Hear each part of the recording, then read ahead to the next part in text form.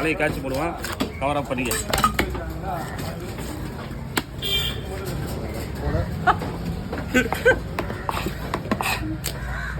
நாங்கெல்லாம் வந்து எல்லாம் வேற ஆளு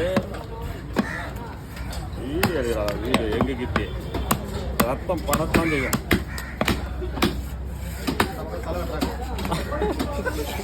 அந்த மாதிரி தலை வைப்பான். எப்படி ரெண்டா போடுவா, அப்படியே ஸ்லேஸ் போட்டுருவான்.